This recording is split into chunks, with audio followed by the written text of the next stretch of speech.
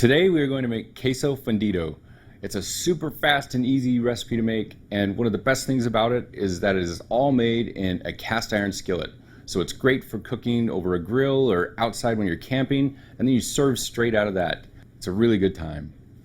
Queso Fundido is really just chorizo with melted cheese and a little bit of beer, and that's it. There's variations to it. You can use Mexican cheeses. It's usually a melty, mild cheese. I'm going to make a condiment, a salsa, over the top of it, almost like a pico de gallo, but it's actually simpler even than doing that. Simply just a few fresh herbs, some cilantro and oregano, 1 tomato, 1 chili. You could use half of a jalapeno, but I've chosen a serrano. When you're working with chilies, you want to be pretty quick and you want to be careful. If you're using anything hotter than a serrano, I would absolutely recommend wearing gloves. Those oils can transfer to your face, to your eyes. They can be very painful.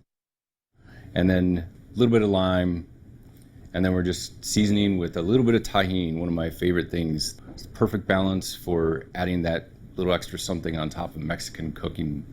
A pinch of salt will finish it, and we just set that to the side. You don't need any olive oil or anything else to it. It's really just something that you put on top of that melted cheese to brighten it up.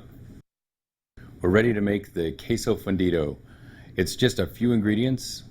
We're going to start with some onion and chorizo. We're going to fire up the skillet at a medium heat. We'll cook that just until the chorizo is crumbled and browned. And then I like to remove it from the pan at that point before we add the beer and the cheese. For our Queso Fundido today, we're using Tillamook, medium cheddar, and Monterey Jack. You can use Mexican cheeses in this. Mozzarella works as well. All you want is a melty cheese that you can shred easily.